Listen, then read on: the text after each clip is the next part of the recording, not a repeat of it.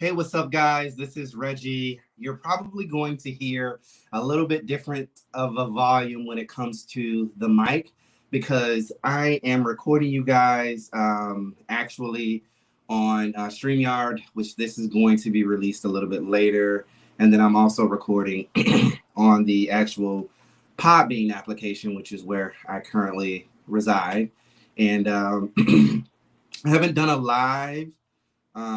I haven't gone live in a long time, and you know, um, this season has probably been one of the most uh, has been the easiest season that I've had to produce for a number of reasons, and I kind of go into it a little bit in terms of just the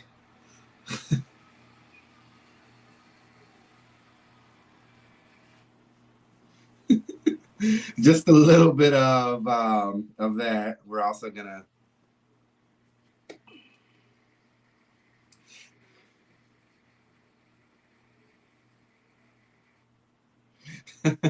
so you guys won't hear it here, but you'll definitely hear it here when I release it on the podcast.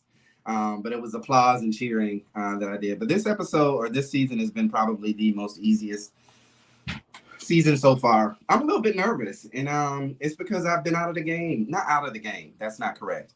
But I have not recorded in about 2 weeks.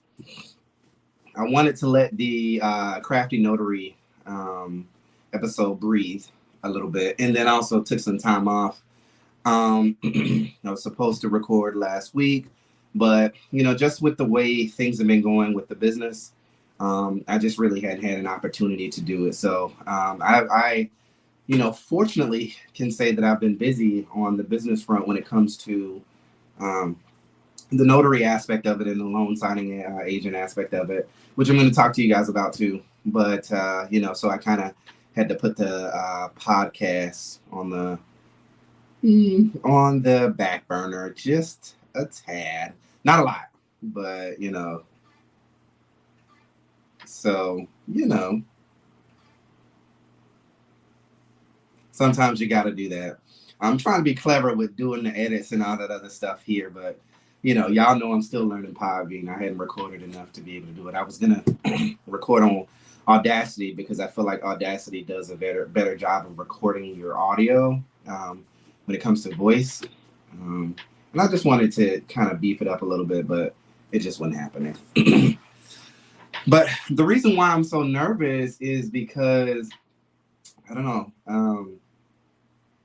I was really like today, honestly and truly. I not that I didn't want to record. I knew I needed to, and I just got really nervous because I was like, it's been 2 weeks. What are you going to talk about? But I had a really good weekend, and this may be a part tour, depending on how this goes.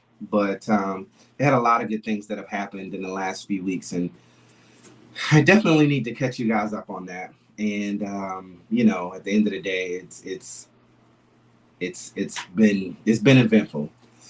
What I was saying, about and the name of this episode is going to be called "The Apology That I Didn't Know I Needed," and I'll go more into that as we go on. But just a few housekeeping things. I want to let you guys know. Still, we are being sponsored, or we are sponsored by worthycakes.com. If you guys hadn't had a chance to order your worthycakes.com, you need to go either to the location here in Winter Garden or worthycakes.com on your web browser, whether you have Android or iPhone. You can get a custom cake and still, have all the goodness, even if you order it online. All right, so go and check them out. And then A La Cran, they still holding it down, supporting us, being sponsors as well. I absolutely love that restaurant. Y'all know that every time I go there, I get the same thing, and it tastes just as good as it was the first time I had it. So go by and check them out. And when you're there, tell them that Reggie sent you because, they might be able to do a little something for you. But, these are just local businesses, small businesses in Orange County area. And it's good. We have to support sometimes. So, why not do so? Excuse me. So what's been going on? like I said, this season has kind of gotten away from me a little bit. We're on episode 15, and it has been a blur. It's been a blur. And it just seems like it's been a lot easier for me to produce content in terms of getting people, interested in doing it and taking the time to do it. It's been absolutely amazing. I am very excited. I was surprised and quite, happy when I secured the Crafty Notary. Um, Ayana has been absolutely instrumental in my career, starting up with loan signing agent, and I'm glad I did. And I've learned so much from her, with an addition to Lucretia as well. And it's just been a whirlwind. So when she said yes to the interview, I was quite gobsmacked, shocked, if you will, because I'm just thinking, little old me. I mean, come on, I'm Reggie. Like, you ain't got time for me, right? And a little bit of imposter syndrome creeps up, and it's like, can I really handle this? Can I do this? And she was more than willing, and I was her first podcast that she's done. At least I think that's what she said, but I was her first podcast, and I'm just appreciative that I got the opportunity to pick her brain and just have a good, fun conversation with her. And we forged a little bit of a relationship in between, just her mentoring me, answering questions, and she has the Crafty Notary mobile on Facebook. So if you're interested in being a notary, you can. Or if you just want to, I think it's a closed group, so it's definitely for notaries. You can be of anywhere. You don't have to be here in Central Florida or even Tampa area, because that's where she is. You can be anywhere. Which brings me to my next point. While I have it fresh on my mind, if you guys are in the Central Florida area, I am having a Central Florida meet and greet with notaries. It is actually on Facebook. You can go to the Reggie's Expressions, a part of Silco Garn Productions LLC. You can go on the website or go there and actually RSVP. Right now, I think we have probably 29 people. We are scheduled to have 30 folks, but I still want to RSVP, get a couple more people, because there's probably going to be people who aren't going to be able to show up for whatever reason, and that's fine, but don't be alarmed when you see that it says head count 30 and it's at 29, because there are definitely going to be some people who probably won't show up. And I just want to get this out there. And depending on how well this goes, I want to continue on with, this aspect of it. I feel that there was a need for it. You know what I'm saying? I have been a part of a couple, notary groups, more specifically the Crafty Notary, as well as the Black Black Notary Network. And, I've been seeing people wanting to do meetups, and, we're post-COVID a little bit, and we're out. We can go back out and, enjoy each other, hug, and do all those things now. So I do see the need that people are interested in wanting to, get back out in fellowship. So that was the reason why I decided to do that. And Ayana and Lucretia, of the Crafty Notary, and Lucretia Signings by Lucretia.com, are going to be spearheading it. They're going to be speakers. And I also have another young lady by the name of Donna, who will also be speaking as well. She comes from the direct side of things, and she, got hired directly as a direct agent. So we're going to talk to her a little bit about that. And we're just going to have a mix and mingle.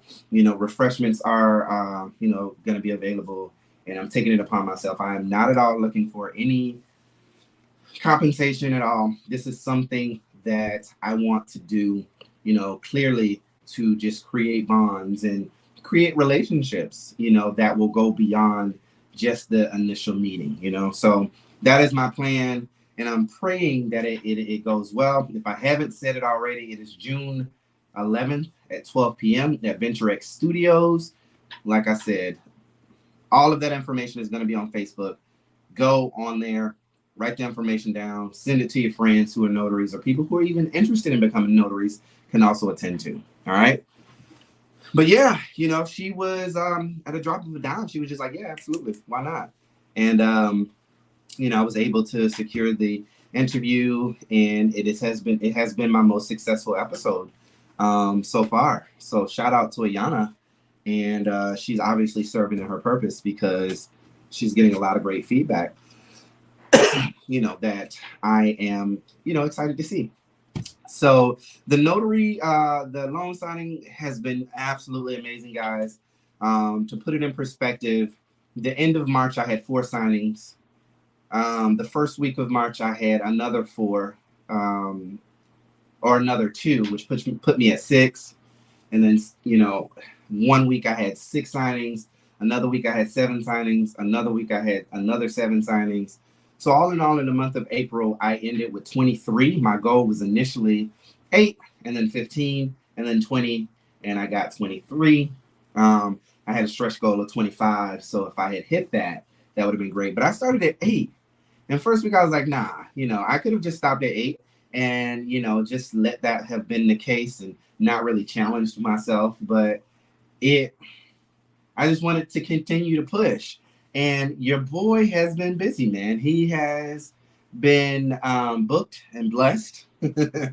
Gratefully so, thankful to God.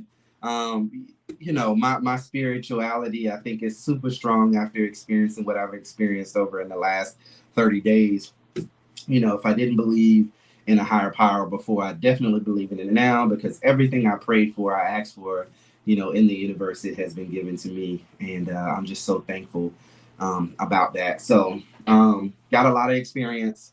I feel like I've kind of gotten my calling. These signings are super easy to do. And I just love the atmosphere, you know what I'm saying? And being able to know that I'm working for myself and I'm creating this on my own. Um, and it's been absolutely amazing. So, to say that now, actually, I have 29 signings under my belt because I did another 2 today. And I got some general notary work as well in there. I do have a Yelp presence that was given to me by, given the idea by Lucretia. I'm so grateful she did. And it's completely free to sign up for it. I didn't have to pay anything. You can pay for ads if you want, but I didn't have to. And I was able to get 3 direct signings out of all those, out of the 23 signings that I had for the month of April. I was able to get 23, or I'm sorry, 3 direct signings. And when I tell you direct signings pay, they freaking pay. Okay. So don't get it twisted. If that is something that you want to do and you want to do it full time, go out and market to those signing, not signing companies, but direct companies, because they definitely pay well. I was definitely shocked, surprised, and I'm glad I did it. And it was just completely just by having a presence online. So, um, but yeah, I did not have any hiccups. I did have one person or 2 people that did not initially want to sign. Um, you know, uh, and that happens. Don't take that personal, because they have the choice. They have the right to be able to do that. You're just the signer who is just there to facilitate the signing. Like, you don't know nothing about no, you don't read the interest rate, nothing like that. You just be like, okay, we hit a sign. We ready? You ready? I'm ready. Let's go. You know what I'm saying? So that's what it's about. And I've had nothing but, you know, super fun doing it. And I'm trying to think of my most difficult signing that I've had. I can't really say. I mean, I don't. I hadn't had a difficult signing. I've had signings that have taken a little longer than what I expected, but for the most part, everything has been. Even the one today, it wasn't so bad. It was just they wanted to know more information. And again, as a signer, that's not my job. So we had to reach out to their loan officer, or their mortgage company, to find out for sure what the situation was. So sometimes in those instances you have to wait. And it wasn't a bad. They were very nice, sweet people. But the general notary work, I was actually quite surprised by that. The very I've done bits and pieces of general notary work here and there. I know that it's not my main bread and butter when it comes to being a notary, Just because, I mean, people can go to the bank, they have friends that are notaries, next door neighbors that are notaries, and so on and so forth. So it doesn't necessarily, it's not as lucrative as one may think, but it's definitely something to add to your tool belt, you know. But I was able to book a couple, and the one that I had was in Orlando. And to be honest, with general notary work, I'm not here to beat anybody's head in. It's really just for me to be able to, you know what I'm saying, like in the slow periods or whatever the case may be. If somebody happens to find me, I'm there, and I respond fairly quickly. You know, on my Yelp page, and if I get it, I get it. I don't, I don't. But my bread and butter really is the loan signing, and I personally prefer to do the loan signing companies because it gives me a little bit more flexibility, if you will. I can, typically have one in the morning or, in the early morning before I go to work and one after work. And have that opportunity to, to work it within my schedule, as opposed to being direct and kind of being on call. I did absolutely reach out to Carlos's friend, Isabeth, to let her know that I am a loan signing agent, sent her all my credentials and everything. And, I haven't been booked, but you know what? It's fine. It's not a big deal. It's not a huge deal. So I haven't really put a lot of stock into making that happen, but I know that that's there and I definitely can market to them. But right now, I like doing the loan signing services because I can go in and bid on it, give them my rate, either they select it or not. And then I don't have this pressure of like, oh, how am I going to work this around my schedule? You know what I'm saying? So um, it's easier for me, to do that. They do get a cut, but they take out the marketing aspect of it. I don't have to go market myself. I don't have to go to these loan companies. All I have to do is just really have a professional, exterior, professional um, attitude, and be amenable in terms of taking direction from the loan signing services, because they all have their specific things that they like as loan company and loan signing services to make sure that they get that A1 customer service. So I'm okay with that. But like I said, I did do some direct stuff, and I'm pretty sure they found me just from Google and Yelp, and reached out to me. I had one guy one night. I had just gotten done with a signing that took a little longer than what I expected. I had another one that was set up after that, and they were scheduled to come to the house and sign. And yeah, excuse me, guys. It worked out. And the thing about that one now is the money was right. It was good money. But I feel like sometimes when stuff happens, you got to jump through hoops to make it happen. And it wasn't worth my sanity. It was exhausting. It was definitely exhausting.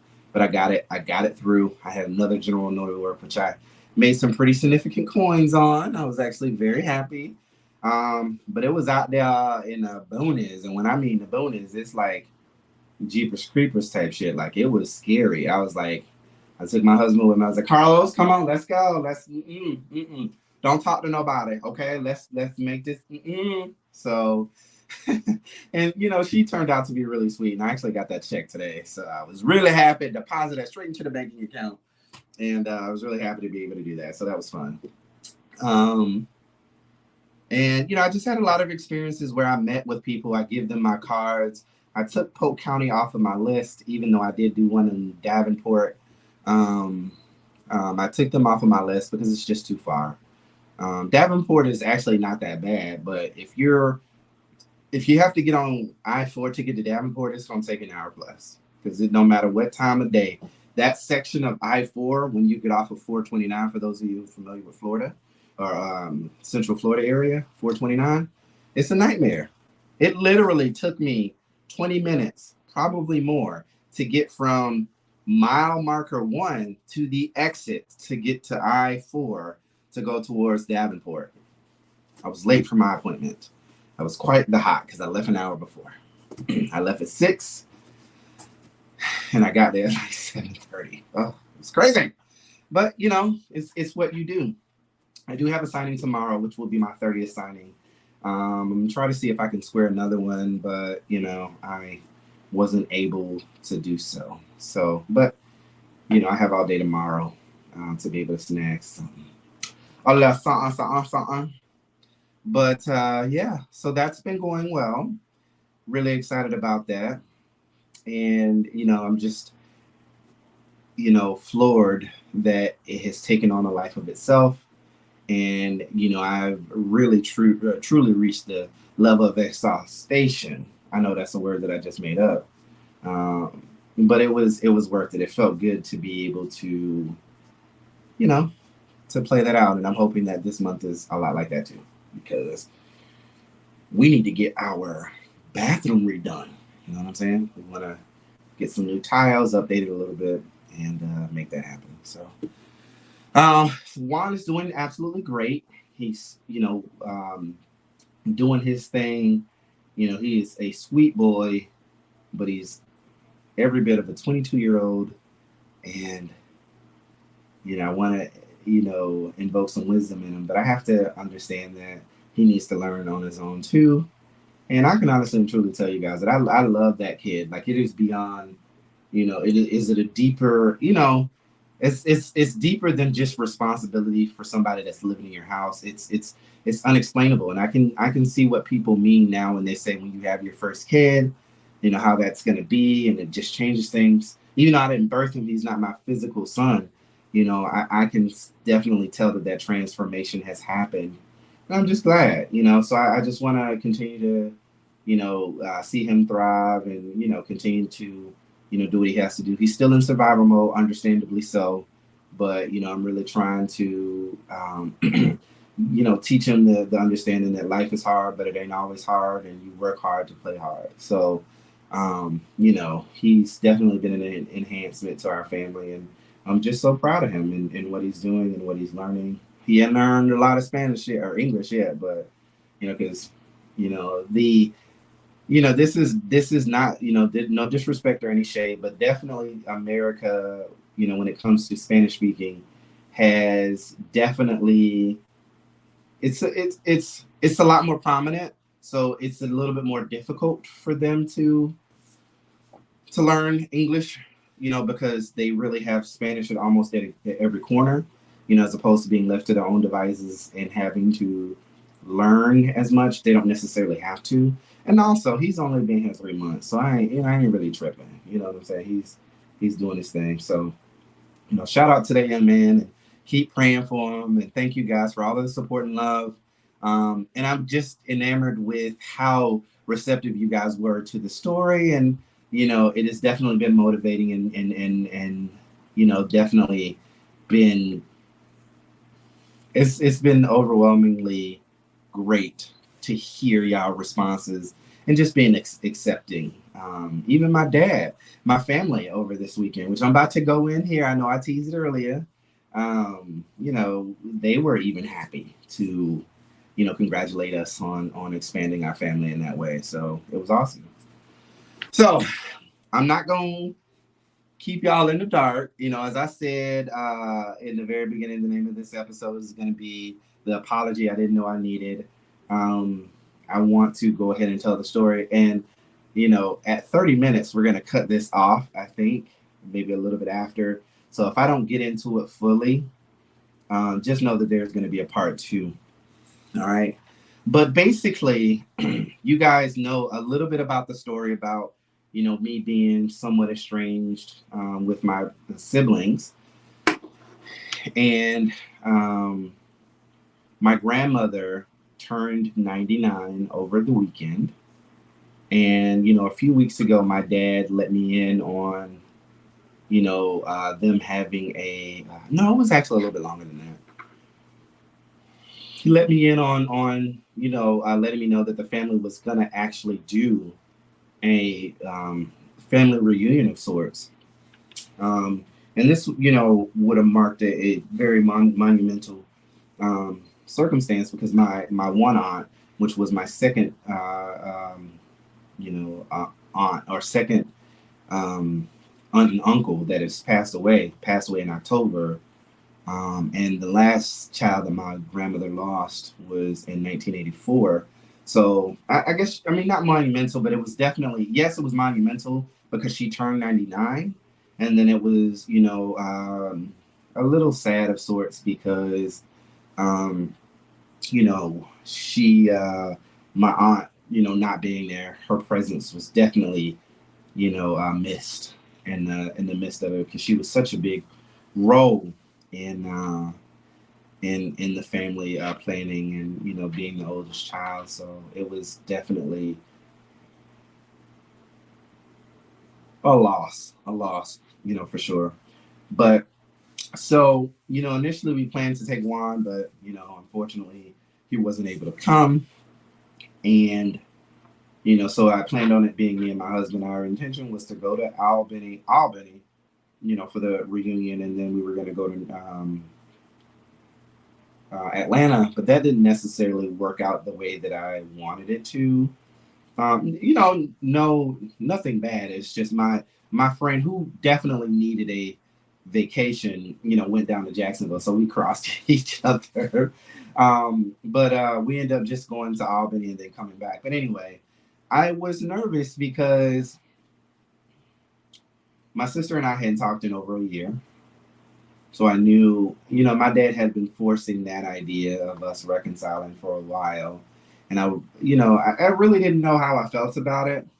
And, the weekend I kind of had some flashes of like reconciliation. But I think that had everything to do with the fact that I knew that it was getting closer.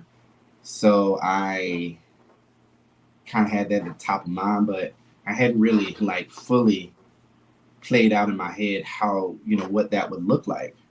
And to give you guys a little bit of context, my mother passed away last year, and that was the, event that happened that changed everything in terms of how I view my siblings and our relationship and all that other stuff. And unfortunately, we were a casualty of funerals. Funerals can do that. Funerals can definitely be the extinction level event that will change everything. And it did with us. It definitely, put us in our own corners, made us a lot more distant than what we were before. And, overall, it just became where I was estranged from my siblings, more or less on my own fruition, just because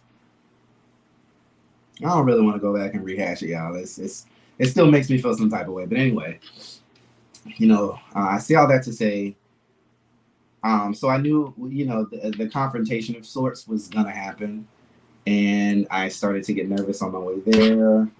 I even acted out on Carlos,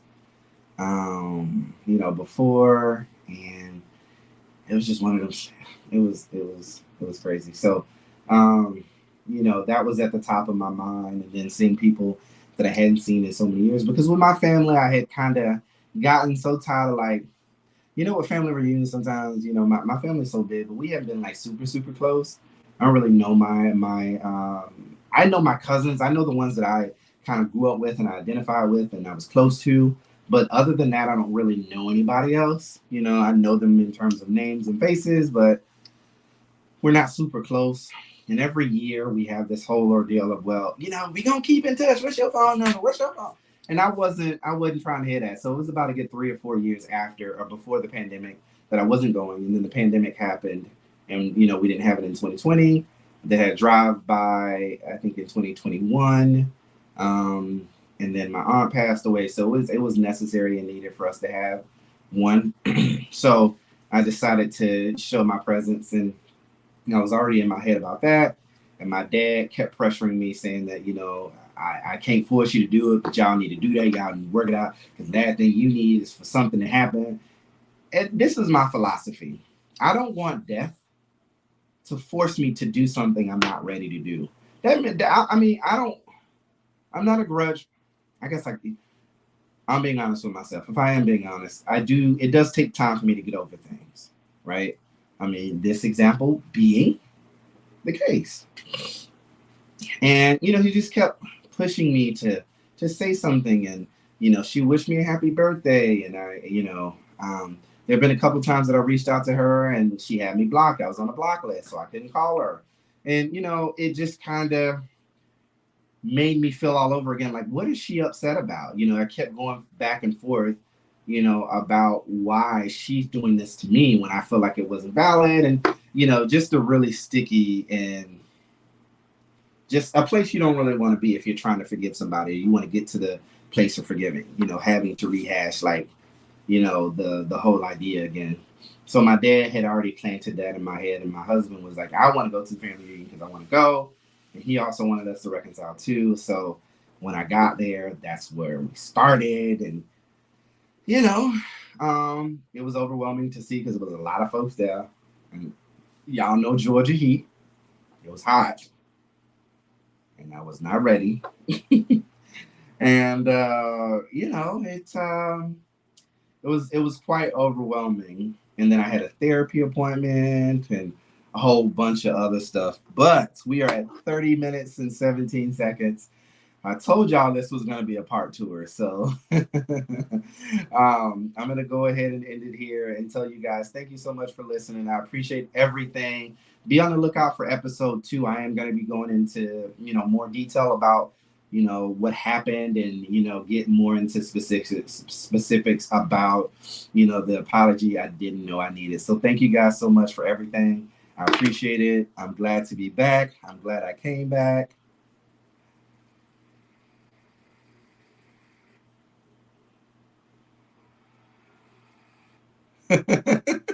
I'm glad I came back, and I'm happy, you know, to have, you know, I just needed some time off, and it just kind of worked out that way.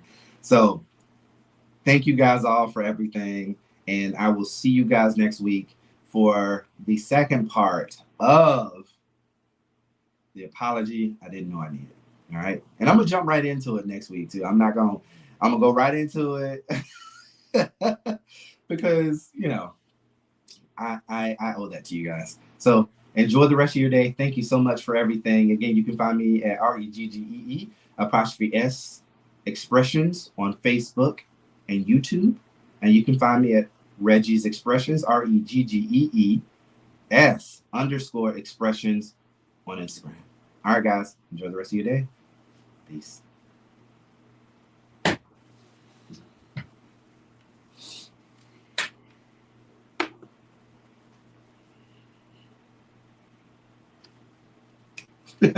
So that was the episode.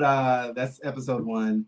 I am going to release this week. And yeah, thank you guys for rocking with me.